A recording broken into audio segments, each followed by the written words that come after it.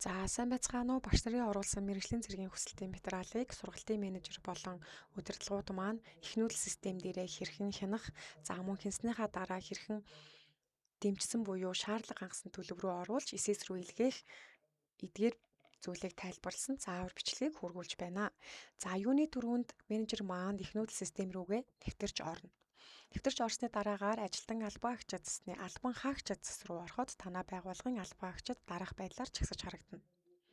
Ажилтны нэрний дор хэсэгт нэр бичих талбар гарч ирэх бөгөөд сургалтын менежер энэ хэсэгт өөрийнхөө нэрийг эсвэл тухайн захирал ч юм уу те хянах гэж байгаа хүн өөрийнхөө нэрийг бичиж хайна.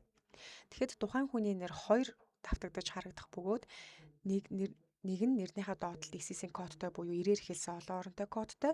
За нөгөө нэр нь кодгүй харагдаж байгаа.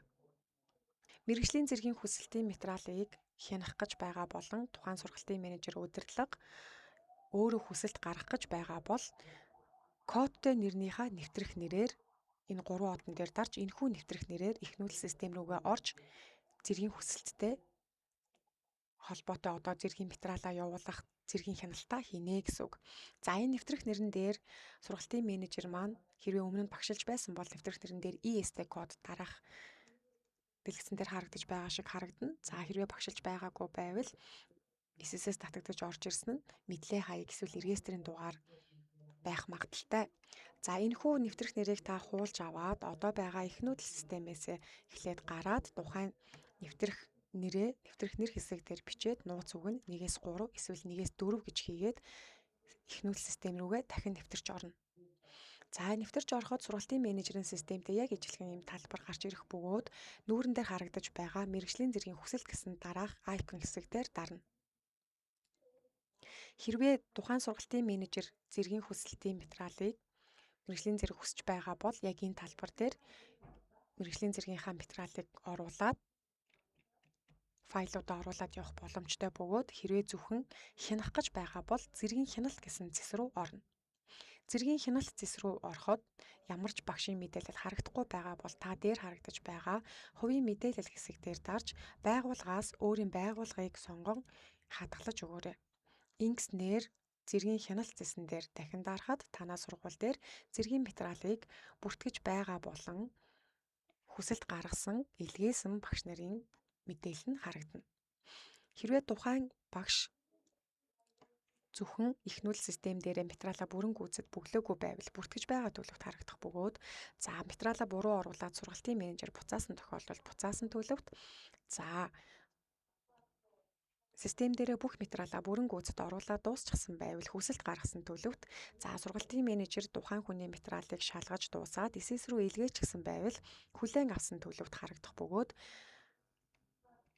мэргэжлийн цэргийн хүсэлтийн материал бүртгэх болон хянах хугацаа маргааш буюу 4 сарын 23-ны пүрэв гаригийн 12 цаг 00 цаг хүртэл байгаа. Тийм учраас сургалтын менежерүүд маань багш нарыгаа өнөөдрийн дотор бүх материалуудаа эхнүүлэл систем дээр бүрэн гүйцэд оруулах тал дээр анхаарад за тэгээд багш нарын төлөв нь ерөөхдөө хүсэлт гаргасан төлөвт орж дуусгаар нь тухайн багшийн нэрний арт харагдаж байгаа дэлгэрэнгүй гэдэг үгэн дээр дарахад тухайн багшийн оруулсан файлууд, мэдээллүүд нь харагдах болно. Эдгээр файлыг ерөөхдөө багш сургалтын менежер маань хянана. За үндсэн мэдээлэл дээр багш нартаа ерөөхдөө хэлэхэд хэрвээ анх удаа заа харах зэрэг авах гэж байгаа бол одоогийн мэргэжлийн зэрэгээ заавал байхгүй төлөвт сонгоорой.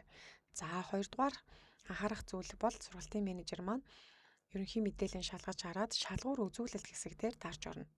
За ингээд тухайн ерөнхий мэдээлэл, цэргийн хүсэлтийн мэдээлэл ч юм уу те бүх файлуудыг файл хавсарсан файл хэсгээр дарахад автоматар PDF файлаар багшийн оруулсан файлын мэдээллүүд ерөөхдөө харагдана. За ингээд файлуудаа бүрэн гүйцэд ерөөхдөө шалгаж дуусны дараагаар энэ дор хэсэгт харагдаж байгаа цэргийн хүсэлтийн мэдээлэл болон хяналтын түвшин гэдэг хоёр хэсгийг менежерүүд маань аягүй сайн уншаарай. Тэгээ бас багш нартаа цаашаа мэдээлэл өгөөрэй.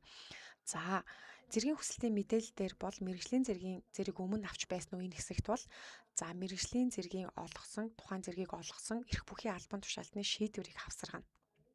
За энэ зэргийн хүсэлтийн энэ хэсэгт гэсэн үг шүү. Зэргийн хүсэлтийн мэдээлэл дээр. За харин хяналтын түвшин дээр болоод ирэхээрээ заах аргач зэргийн хувьд бол за захирлын тушаалыг болон ажлын хэсгийн дүгнэлтийн хамт тамгалуулаад хяналтын түвшин дээр багш нар маань файл хэсгээр хавсаргана.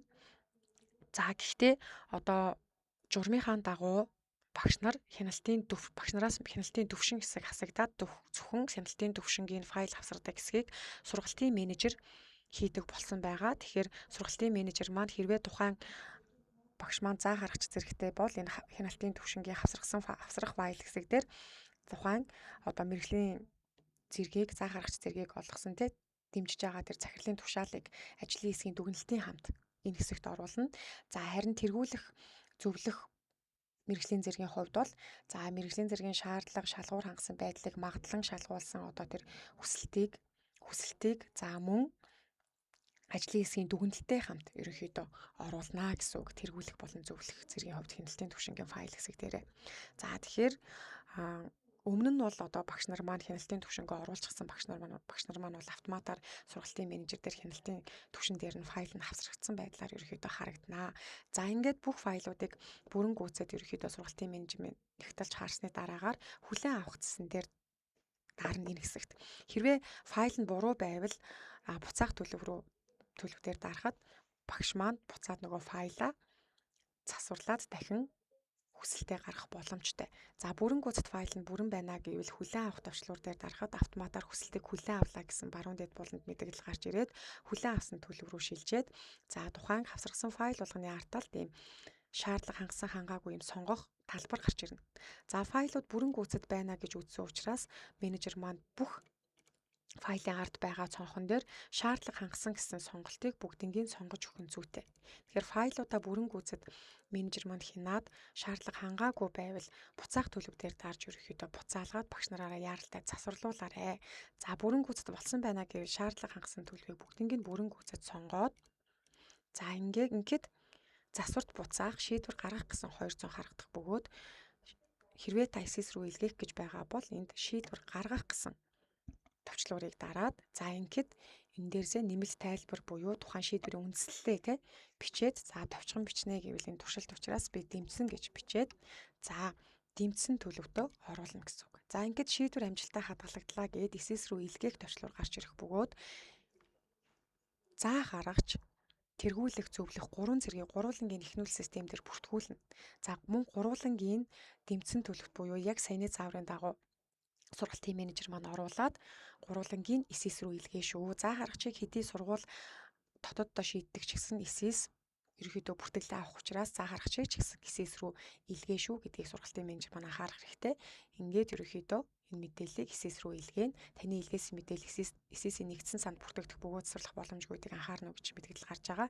Ингээд тийм илгээх товчлуурыг дараад ингээд мэргэжлийн зэрэгээ ерөөхдөө таны хийх ажил маань ингээд дуусж байгаа гэсэн үг. За асууж тодруулах зүйл байвал манай 70 10 20 76 дугаар руу асууж тодруулж болно. Эсвэл сургалтын менежерүүд маань тухайн сургуулийг хариуцсан системийн зөвлөх багштайгаа хандаж асууж тодруулах зүйлээ асуугаарай. Амжилт хүсье. Ингээд бүх менежерүүдтэй.